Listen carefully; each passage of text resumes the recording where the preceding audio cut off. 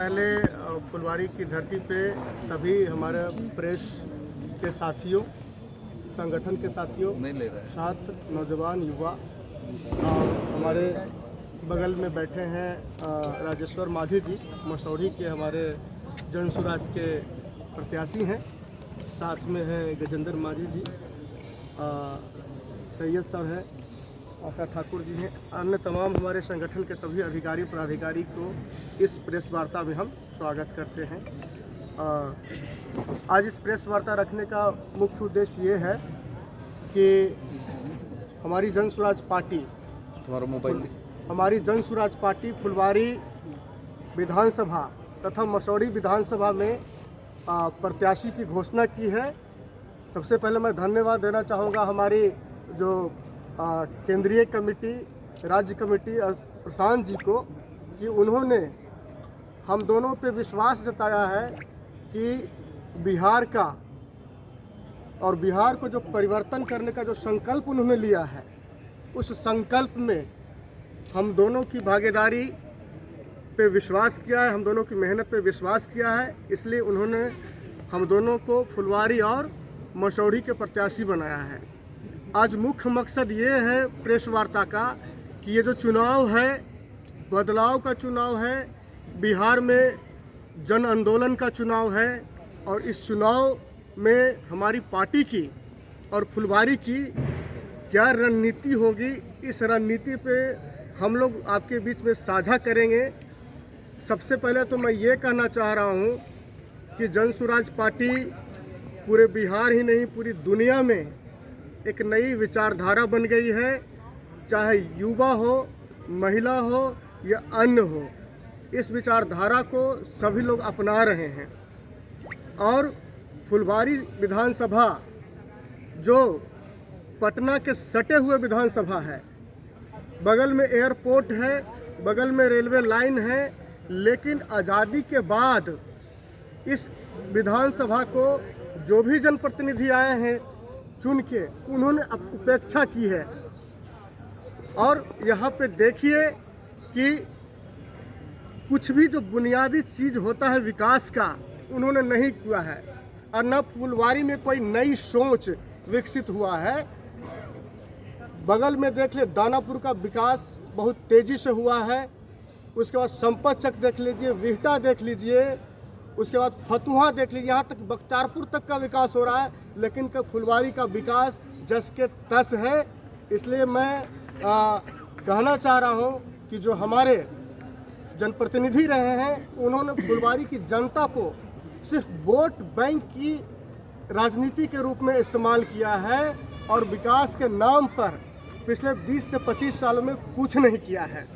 हमारी जो जन स्वराज पार्टी है, उसकी रणनीति है कि हम लोग कुछ खास मुद्दों के साथ चुनाव में आए हैं। जैसे हम लोग पलायन रोकने की बात कर रहे हैं, युवाओं के नौकरी का बात कर रहे हैं, बेहतर एजुकेशन सिस्टम का बात कर रहे हैं, लोगों को बिहार में ही 10-12 हज़ार 15 हज़ार का रोजगार मिले उसकी बात कर रहे हैं, स्वास्थ्य का बात कर रहे हैं, किसानों का बात कर रहे हैं। और हमारे पास एक विजन है कि हम बिहार को कैसे विकास की ओर अग्रसर ले जाएंगे।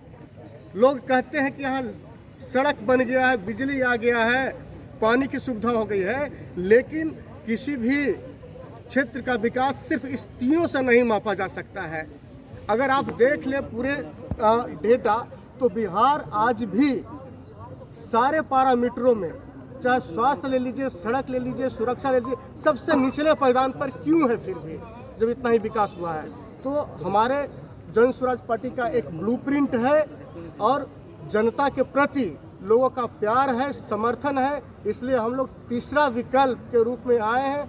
हम लोगों का भरपूर समर्थन मिल रहा है और हम लोग जाति से, धर्म से उठकर विकास का बात कर रहे हैं।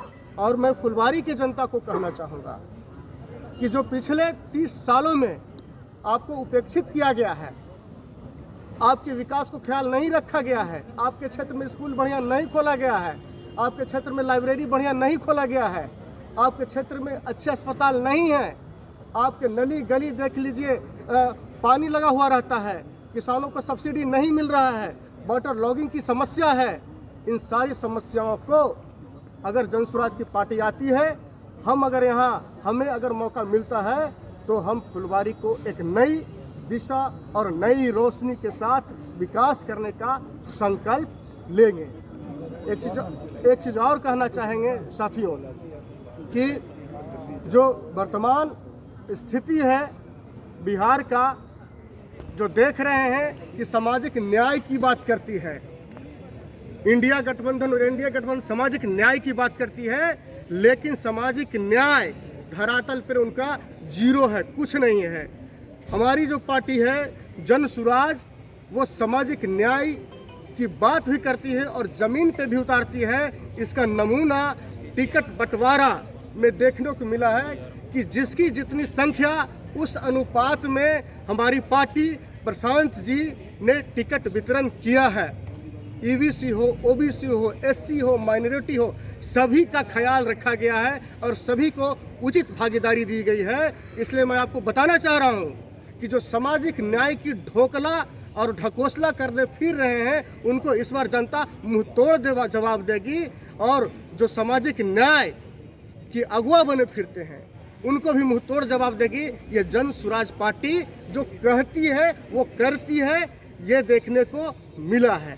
और अंतिम रूप से मैं ये कहना चाहता हूँ, फुलवारी की जनता से अपील करना चाहता हूँ कि मैं शशिकांत प्रसाद जगत नारायण लाल कॉलेज में प्रोफेसर हूँ और उस कॉलेज में हमारे हज़ारों छात्र पढ़ते हैं, हज़ारों नौजवान पढ़ते हैं। और जब उनकी हम चिंता करते हैं, उनके बारे में सोचते हैं, तो दिल दहल उठता है कि उनकी रोजगार का बात कौन करेगा, उनकी पलायन रोकने का बात कौन करेगा, उनकी शिक्षा का बात कौन करेगा। ये सब बातें जन स्वराज पार्टी कर रही है।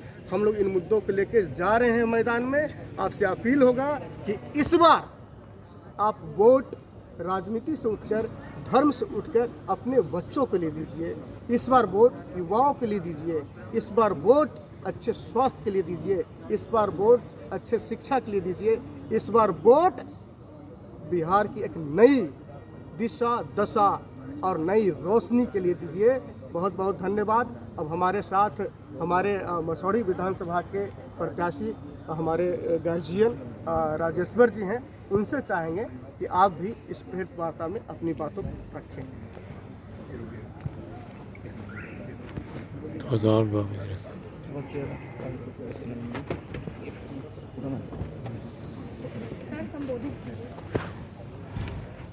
मैं सभी चैनल वालों के बधाई देता हूं और फुलवारी मसौढ़ी के सभी मतदाताओं को बधाई देते हैं। और सबसे पहले हम जन स्वराज के सूत्रधार प्रशांत किशोर जी को बधाई देते हैं कि हम जैसे एक मजदूर, एक गरीब का बेटा को एक घर से निकालने का काम कर रहे हैं और निकाल के और मसौढ़ी के उम्मीदवार बनाने का काम किए हैं। हम ईश्वर ज़्यादा उनका बधाई देते हैं कि हम जैसे लोगों को आज राजनीतिक क्षेत्र में लाने का काम कर रहे हैं। ऐसा पार्टी नहीं है कि उसको आज तक ले सोचा है, लेकिन एक जन स्वराज के सूत्रधार प्रशांत किशोर जी हैं जो कि आज तक सोचने का काम किए हैं। वही नहीं साथियों, सवाल है कि सभी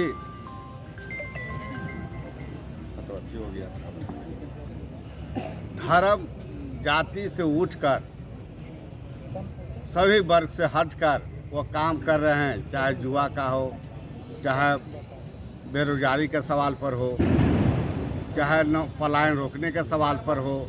कहने के मतलब कि उनकी जो सोच हुआ है वो व्यवस्था का लड़ाई है, व्यवस्था परिवर्तन का लड़ाई है। उनकी राजनीति करने नहीं आए, व्यवस्था परिवर्तन करने आए कि बिहार के जो बदहाली है वो कैसे सुधार हो। बिहार में जो इतना पलायन करते हैं, गरीबी है, ये कैसे समांतर हो। वो समांतर करने के उद्देश्य से आए हैं। वो कोनो राजनीति न करने आए, वो व्यवस्था के परिवर्तन की लड़ाई लड़ने आए हैं। और वो उनका सोच है, इसलिए कि वो पहले बिहार में आ चुके हैं, वो बदहाली को देख चुके हैं। अब बदहाली को देखते हुए आज राजनीतिक में वो आने का काम किए हैं और आज चुनाव के अवधि में हैं। इसीलिए इतना नहीं, माने उनका सोच जो है से आज गांव में जाइए, आज युवाओं से पूछिए कि अबरी वोट किसको, तो सीधे कहेगा कि जन स्वराज के। हम लोग कहते हैं कि भाई हम लोग जन स्वराज, तक क्या ठीक है किए हैं, आप लोग जन स्वराज से हैं, हम लोग जन स्वराज के भी सोच रहे हैं पार्टी में वोट देने के लिए। तो माने कहने का मतलब कि उब गया है लोग, महागठबंधन और एनडीए से उब गया है। और ये लोग उब के आज दोनों ऐसे जुमलेबाज है। पहले तो एनडीए के प्रधानमंत्री नरेंद्र मोदी जुमलेबाजी करता था कि देंगे वो करेंगे से, अब देखिए तेजस्वी यादव भी जुमलेबाजी करने लगा कि सत्ता सरकार आएगा तो हर घर में नौकरी देंगे। पहले पूछे नहीं उन अपना माता पिता से कि 15 साल थे कि एगो के नौकरी दिए, तब बेटा भी सत्ता में नहीं आया, पहले ही करा कि जुमलाबाजी करना शुरू। तब अभी स्थिति में ये लोगों से तो जनता उब चुका है बिहार का। और बिहार में अभी पूरे जन स्वराज का सरकार और सत्ता आएगा। और देखिए फिर यहाँ से पलायन रुकेगा, शिक्षा होगा, स्वास्थ्य का होगा। और बच्चा हम कहते हैं जाते हैं तो कि भाई से बच्चा को एक वोट दीजिए, वो बच्चा के लिए, दूसरा वोट रोजगार के लिए, तीसरा वोट है पलायन रोकने के लिए।